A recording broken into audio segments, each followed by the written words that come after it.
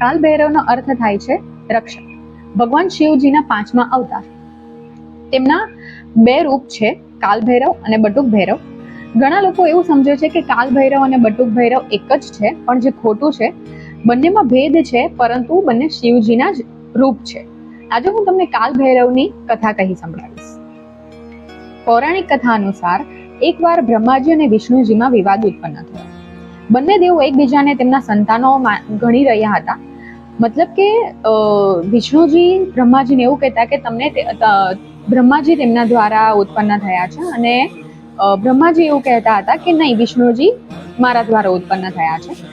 તો તેમની વચ્ચે આ વિવાદ દરમિયાન તેમની વચ્ચે એક અગ્નિસ્તંભ પ્રગટ થયો, અને તે અગ્નિસ્તંભે બ્રહ્માજી અને વિષ્ણુજીને કહ્યું કે જે તમારામાંથી જે પણ મારો ઓર અને છોર શોધી કાઢશે તે જ આ સૃષ્ટિમાં સર્વત્ર પૂજ્ય થશે અને તે જ મોટા ગણાશે. બ્રહ્માજીએ હંસ અને વિષ્ણુજીએ વરારૂપ ધારણ કર્યું. બ્રહ્માજી અગ્નિસ્તંભની ઉપર અને વિષ્ણુજી અગ્નિસ્તંભની નીચે તરફ ગયા.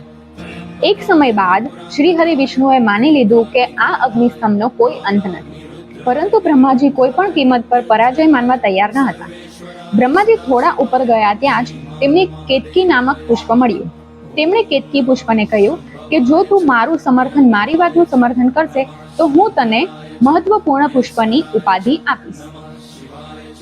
આ વાત સાંભળી કેતકીએ બ્રહ્માજીની વાતને સ્વીકારી લીધી, અને બ્રહ્માજી તે કેતકી નામક પુષ્પને લઈને નીચેની તરફ આવી ગયા.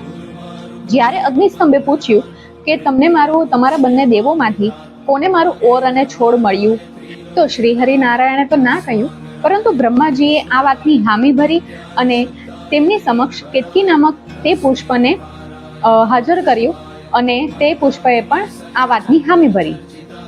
તરત જ તે અગ્નિસ્તંભ એક પુરુષની આકૃતિ ધારણ કરી અને પ્રકટ થયા મહાકાલ મહારુદ્ર ભગવાન શિવ.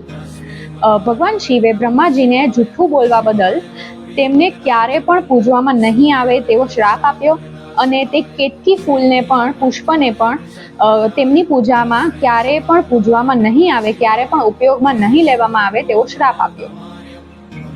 આ વાત સાંભળી બ્રહ્માજી ઘણા કોપાયમાન થયા અને ગુસ્સે થઈ શિવજીને અપશબ્દો બોલવા લાગ્યા અને સ્વયંને મોઢા કહેવા લાગ્યા.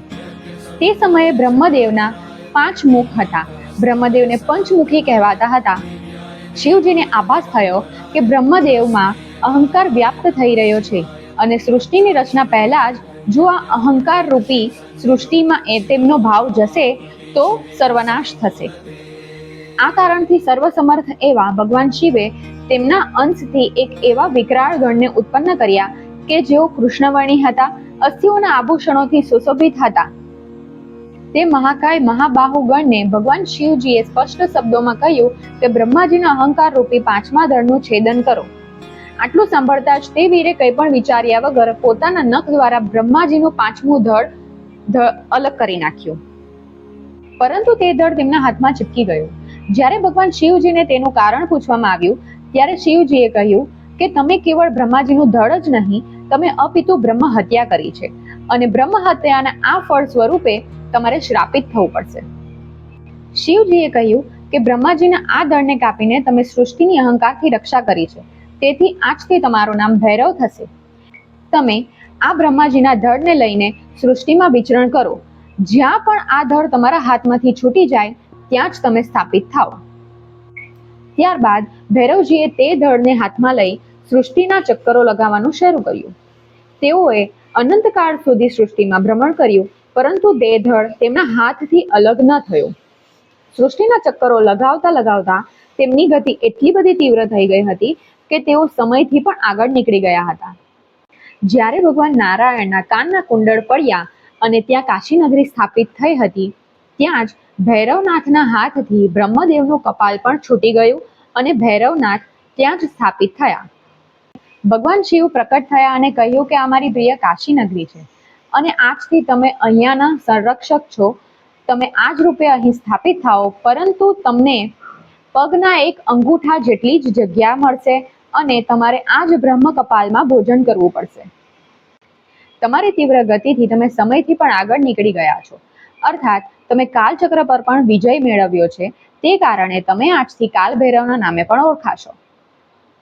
તમે કાશી, તેની પવિત્રતા અને અહીં આવનાર ભક્તોની રક્ષા કરશો, પરંતુ ધ્યાન રહે કે કાશીમાં મરનારને યમ સ્પર્શ કરી શકશે નહીં.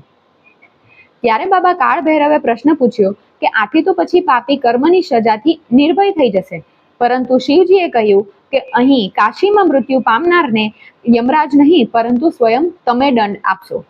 કાળ યાતના પ્રાપ્ત કર્યા વગર કોઈ પણ મનુષ્ય, કોઈ પણ જીવાત્મા કાશી છોડી શકશે નહીં.